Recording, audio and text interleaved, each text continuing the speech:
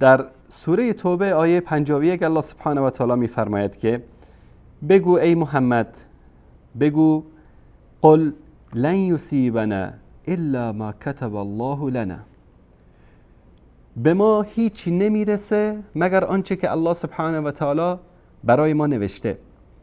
آنچه که در تقدیر ما نوشته شده باشه ما اونو میبینیم. هر مصیبتی که، هر سعادتی که، هر مشکلاتی که در زندگی ما باش مواجه میشیم، همه اینا از طرف الله سبحانه و تعالی است. قل لن یصیبنا الا ما كتب الله لنا، به ما نمیرسه هیچ چیزی، مبتلا نمیشیم به هیچ مشکلی مگر آنچه که الله سبحانه و تعالی برای ما نوشته باشه. هو مولانا و علی الله فلیتوکل المؤمنون. الله سبحانه و تعالی مولای ماست. مؤمن واقعی چیکار میکنه؟ علی الله فلیتوکل المؤمنون. مؤمن واقعی توکلش به الله سبحانه و تعالی است. به فکر این نیست که والا اگر من فلان سخن حق رو در فلان جا گفتم شاید که شهریش قطع بشه، حقوقش قطع بشه، زندانش بندازن، فرزندانش از گرسنگی بمیره. به این چیزا فکر نمیکنه، چون توکل این انسان به الله سبحانه و تعالی است. در سوره یونس آیه 107 الله سبحانه و تعالی میفرماید که و این یمسسک الله بضر فلا کاشف له الا هو، اگر که به تو سختی و مشکلات و رنج و اندوهی برسه هیچ کس نمیتونه اینو از تو برطرف بکنه مگر ذات اقدس الهی. و این یردک بخیر فلا راد لفضله یصیب به من یشاء من عباده و هو الغفور الرحیم. و اگر خیری رو بخواد به تو برسانه، بخواد تو رو به یک مقامی برسانه، بخواد تو رو به یک منصبی برسانه، هیچ کس نمیتونه جلوی تو رو بگیره، چون الله سبحانه و تعالی خواسته. و اگر مصیبتی رو برای تو الله سبحانه و تعالی بخواد، هیچ کس نمیتونه این از تو دور بکنه مگر خود الله سبحانه و تعالی. الله سبحانه و تعالی توبه پذیر، مهربان است. پس اگر مرگ ما، زندگی ما، همه چیز ما به دست الله سبحانه و تعالی است و ما باید این یقین رو داشته باشیم که اگر همه انسان ها در دنیا جمع شوند نمیتوانند به ما به اندازه سر سوزن ضرری برسانند و اگر همه انسان ها جمع شوند نمیتونن به اندازه سر سوزن به ما سودی برسانند الا که الله سبحانه و تعالی بخواد.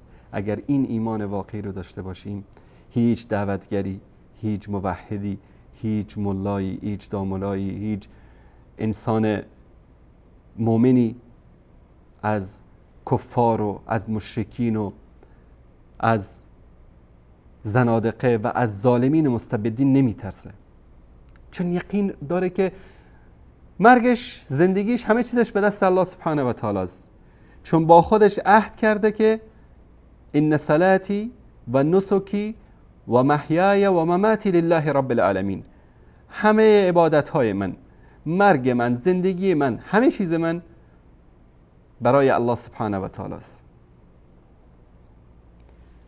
من حدیثی از واقعا جالبه، یعنی ابن عباس میگه که روزی با پیامبر صلی الله علیه و سلم سوار بر مرکبی بودم، ایشون فرمودن که ای پسر، یا غلام اینی اعلمک کلمات، من یک سخنهایی رو برای تو می آموزانم.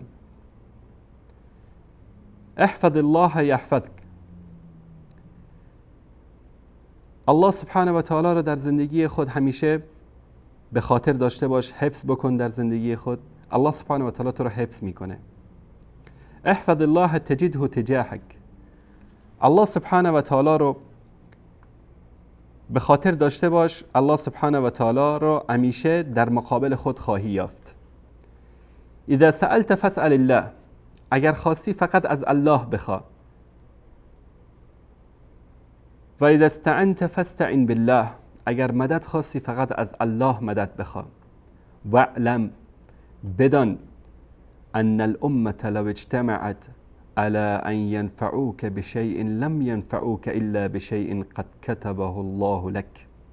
اگر همه امت 5-6 میلیارد انسان جمع بشن که به تو نفعی برسانن، سودی برسانن، به تو هیچ سودی نمیتوانن برسانن مگر چیزی که الله سبحانه و تعالی بخواد.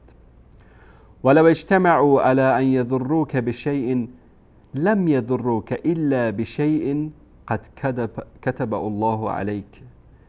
اگر خواستن به تو ضرری برسانند، همه اینها، شما تصور کنید شما به تنهایی خودتون یک طرف، 6 میلیارد انسان یک طرف، اگر همه اینها بخوان به شما ضرری برسانن، هیچ ضرری نمیتوانن برسانن مگر چیزی که الله سبحانه و تعالی بخواد و نوشته باشه. رفعت الاقلام و جفت الصحف. نامه های اعمال و تقدیر انسان ها نوشته شده، قلم ها برداشته شده و این نامه ها خشک شده، دیگه چیزی تغییر نمیکنه. یعنی فلان ابن فلان قرار است که در تاریخ 12 فروردین سال 1396 از دنیا بره. زمین و زمان اگر جمع بشن نمیتونن این رو یک لحظه عقب ببرن یا یک ثانیه جلو ببرن. این تقدیری است که الله سبحانه و تعالی برای انسانها نوشته. امیدواریم که الله سبحانه و تعالی به ما این توفیق رو نصیب بکنه که واقعا این ایمان رو داشته باشیم. همین حدیث رو در روایت دیگری غیر از ترمذی بعضی اضافات داره، در آخرش دوست دارم خدمت شما عزیزان بیان بکنم. در ادامه یک اضافاتی داره این روایت که میگه وعلم، بدان، پیامبر صلی الله علیه و سلم به ابن عباس میگن که ان فی صبری علی ما تکره خیرا کثیرا. گاهی اوقات انسان دچار مصیبتی، مشکلی میشه، مثلا میره زندان، مثلا عزیزش از دست میده، مثلا تصادف میکنه، مثلا مشکلی براش پیش میاد. چقدر انسان ناراحت میشه، ای چرا این اتفاق افتاد، چرا این کار شد، ای کاش نمیشد اینطوری. میگه که بدان که صبر کردن در امری که تو ناپسند میپنداری برای تو خیر بزرگی هست. انسانی از خونه خارج میشه، قراره که در مثلا 2-3 کیلومتری خونش در فلان خیابان تصادف بکنه و کشته بشه. الله سبحانه و تعالی نمیخواد این قضیه رخ بده، نمیخواد این مصیبت رخ بده.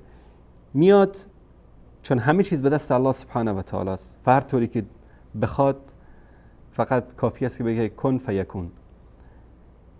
میاد از خونه خارج میشی، کمی جلوتر میری، لاستیک ماشینت به آهنی، به میخی، به چیز اصابت میکنه، پنچر میشه. طرف حسابش خورده که ای بابا من میخواستم برم سر کار فلان، چرا این واقعه رخ داد؟ چون الله سبحانه و تعالی میخواست مصیبت بزرگتری رو از تو دور بکنه. یک مثال خیلی ساده بود. در ادامه میگه و ان النصر مع الصبر. پیروزی در صورتی میرسه که انسان صبر بکنه. پیروزی با صبر است. و ان الفرج مع الکرب. گشایش و آسانی همراه با سختی هاست. و ان مع العسر یسرا. با سختی آسانی است. هر وقت دیدید که دچار سختی و مشکلات و گرفتاری ها شدید، بدونید که لطف الله سبحانه و تعالی، رحمت الله سبحانه و تعالی، گشایشی که از طرف الله سبحانه و تعالی نصیب شما میشه نزدیک است. این وعده الهی است. بعد از هر سختی آسانی است. الله سبحانه و تعالی به همه ما و شما ایمان و تقوا و پرهیزگاری ایمان واقعی نصیب بکنه که توکلمون فقط به الله سبحانه و تعالی باشه، نه به کسی دیگه، نه به دنیا، نه به پول، نه به منصب، نه به حکام، نه به سلاطین، نه به قدرت و زور و بازوی خودمون. توکلمون فقط به ذاتی باشه که صاحب اختیار همه کائنات است.